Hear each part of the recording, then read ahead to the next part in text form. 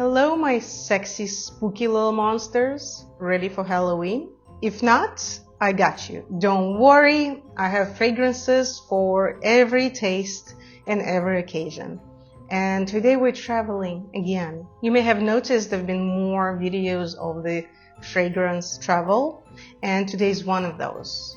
We are going to visit a Gothic castle in the rain and the darkness and all the spooky glory of it. And I'm going to take you to different parts of the castle and we're going to imagine how they would smell. Before that, please don't forget to subscribe if you enjoy watching my videos. Pour yourself some tea, coffee, wine, or maybe some blood, depends on what you like. And let's begin with the outside of the castle. So we just came there. It's dark, it's raining, it's a little bit cold, it's definitely chilly. You look around and it looks almost like a graveyard, and I have just the perfect fragrance for that. This is 6 Feet Under by Curatrix. Look at the color of this bottle. It's just perfect for our theme. It smells like a mist over ancient ruins. It's very mineral. It smells like a stone covered by moss. And it's fresh and cold outside. It's definitely not warm weather, no. It's rainy, it's mossy, it's a wet stone. Really cool. I like this fragrance a lot. I want you to remember that in the very end, the last fragrance will represent the only creature in that castle. I cannot wait. So we open the big heavy doors that make this squeak, the iron, and we go inside. And of course, the first thing we see is this dark corridor. It's lonely, it's cold, it gives you a little bit of shivers. And I associate this with the new look by Dior. I know, it's strange, right? Design a fragrance for something like this, but you will get me.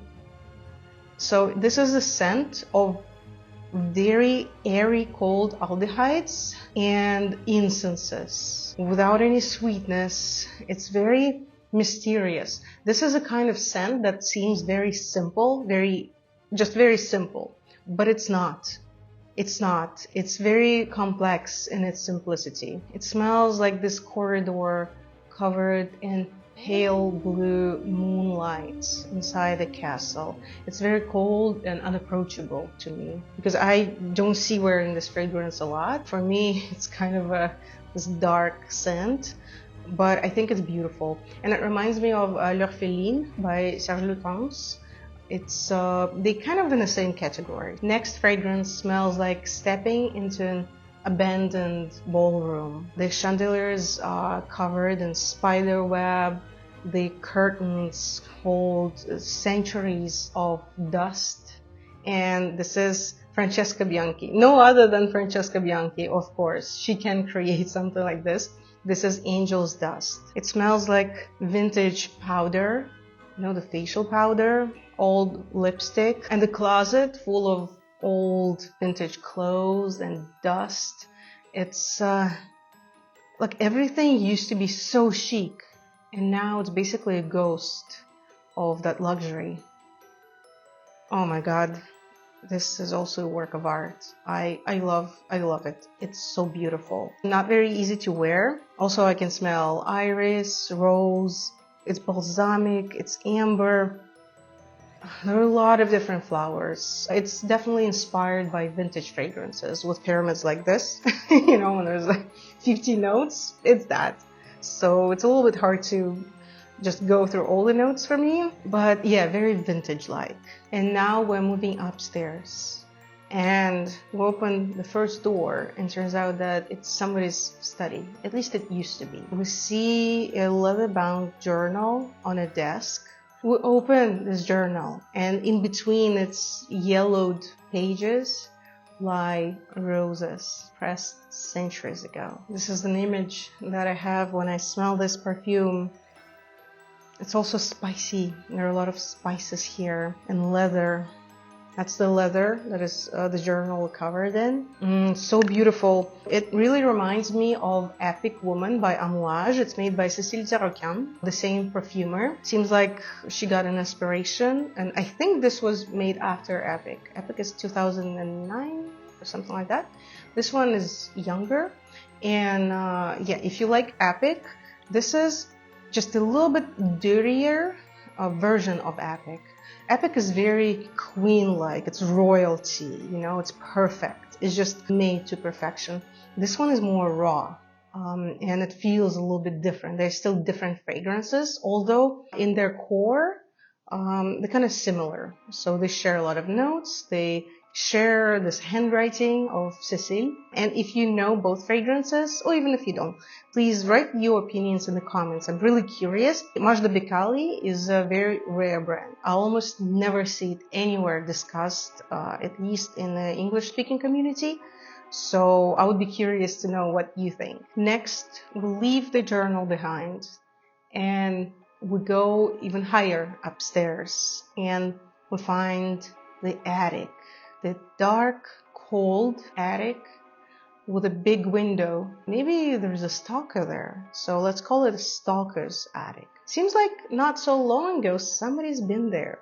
We don't know who, but somebody's definitely been there. And this smells like Patchouli Intense by Nicolai. Very rough patchouli.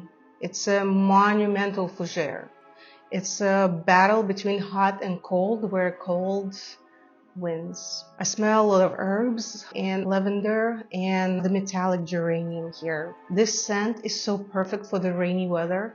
Cold, rainy weather shows it in, I don't know, the different light. It's very old school. I can see this on an old man, very classy, stylish old man who knows his fragrances, who already tried everything, and he came back to classic after that. Really beautiful. Not for everybody. I warn you, this is not for everybody. But if it were for everybody, it wouldn't make it to this video. All these fragrances can be a little bit challenging, but that's the fun. But wait, something just happened, but I'm not sure what it was. It's a ghost. There was a ghost living in that attic. I found the ghost fragrance too. I know you wouldn't doubt me, right? So yes, there was a ghost living in that castle. A castle without a ghost is kind of useless. Who wants a castle like that, right? It's boring. Duh. So of course, there's a beautiful ethereal ghost there. And I think that a ghost smells like Wandervogel, I'm not really sure about pronunciation, 2787. This brand is pretty new to me. I keep exploring it. And I fell in love with a couple fragrances, by the way. I will not tell you now. Just keep the mystery coming. This is a very strange scent. This smells like, I will even spray it just to describe it better to you because I didn't wear it a lot. Oh yes, this is the mint.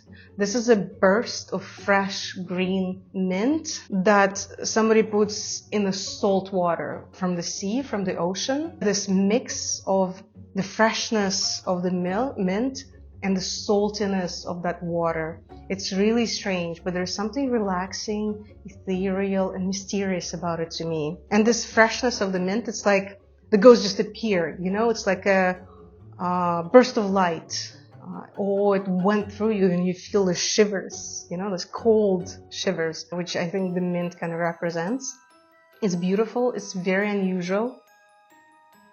Yeah, it almost smells like a sand too. Wow. Very interesting scent. I hope I didn't scare you with a ghost encounter, right?